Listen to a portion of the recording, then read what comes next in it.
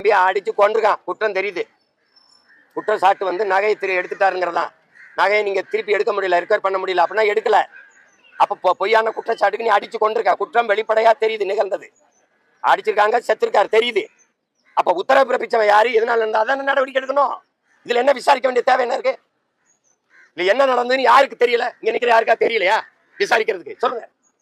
நீ நடவடிக்கை எடுக்காம காலங்கிறதுக்கு நீ ஏமாத்துற. சிபிசிடி இந்த காவல்துறை விசாரணையிலிருந்து சிபிஐக்கு மாத்திரம் விசாரணைங்கிறதே எங்களை ஏமாத்துறதுக்கு தானே ஒழிய இந்த மாத்தி இதுவரை சிபிஐ விசாரணையில நிரூபிக்கப்பட்ட நீதி, கொண்டு வரப்பட்ட காப்பாற்றப்பட்ட நீதி ஏதாவது சொல்லு. இதுவரை எத்தனை வழக்கு சிபிஐக்கு மாற்றப்பட்டிருக்கு? அதனால என்ன நன்மை நடந்திருக்கு? ஒரு 6 சென்ட் இடத்தையும் எங்கேயோ 80 கிலோமீட்டர் இடத்துல ஒரு ஒப்புக்கு சப்பான்னு ஒரு வேலையும் கொடுத்து இதான் நீ பெற்றுக் கொடுக்குற நீதி. கள்ளச்சாரம் குடிச்சு செத்தா 10 லட்சம் கொடுக்குற அரசு, காவல்துறையில அடிச்சு கொல்லப்பட்ட, அடிச்சு சாடிக்கப்பட்டா 5 லட்சம் தான் கொடுக்கணும்னா இது என்னது? என்னது இது? யாரும் விசாரிக்க தேவையில்லை. முதலமைச்சருக்கு தெரியாத எங்கிருந்து உத்தரவு போயிருக்குன்னு. அடிக்க போனாங்களா 5 பேரை கூப்பிட்டு விசாரிச்சா தெரியாத யாரா சொல்லி போனீங்கன்னு நான் கேட்கறதுக்கு பதில் சொல்லுங்க. அடிக்க போனாங்களா காவலர்கள்? வேற என்ன செய்யறாரு?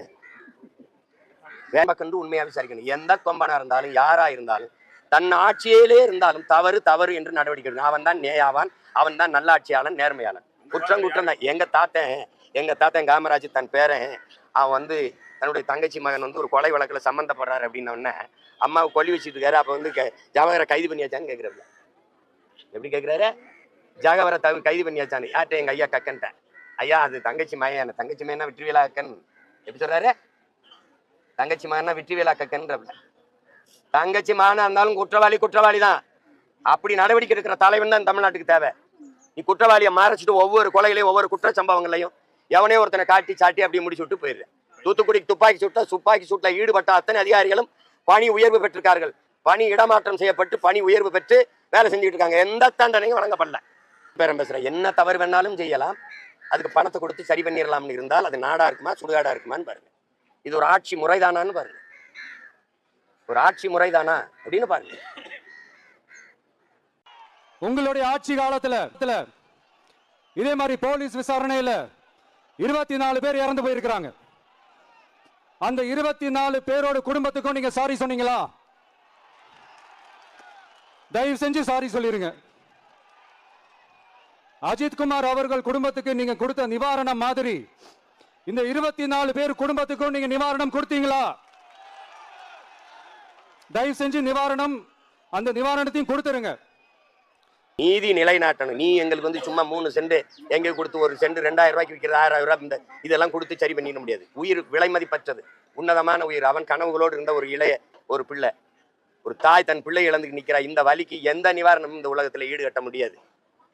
தாயின் கண்ணீருக்கு இங்க எவன் எதை எழுதி கொடுத்து ஈடுகட்டுவீங்க? நீங்க அது பேச்சு கிடையாது. எனக்கு வேண்டியது அவ்வளவு அவசரமா அவனை கூட்டிட்டு போய் அடிச்சு விசாரிக்க சொல்லி உயிர் போகிற அளவுக்கு அடிச்சு விசாரிக்க வேண்டிய நெருக்கடியை கொடுத்தா ஆளுங்க.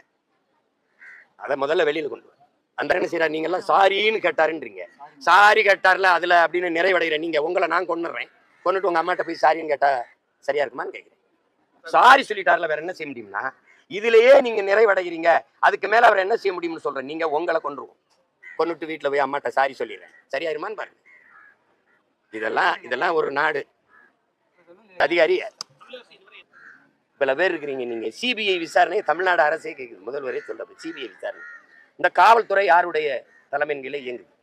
யாருடைய இலாக்கா? யாருடைய துறை? மாண்புமிகு தமிழர் முதலமைச்சருடைய துறை தான் காவல்துறை, உளவுத்துறை, சிபிசிஐடிங்கிற சிறப்பு விசாரணை பிரிவெல்லாம். உங்க காவல்துறையின் மேல நம்பிக்கை இல்லையா? எதுக்கு சிபிஐ விசாரணை கேட்குறீங்க? மத்திய புலனாய்வு விசாரணை எது கேட்குறீங்க?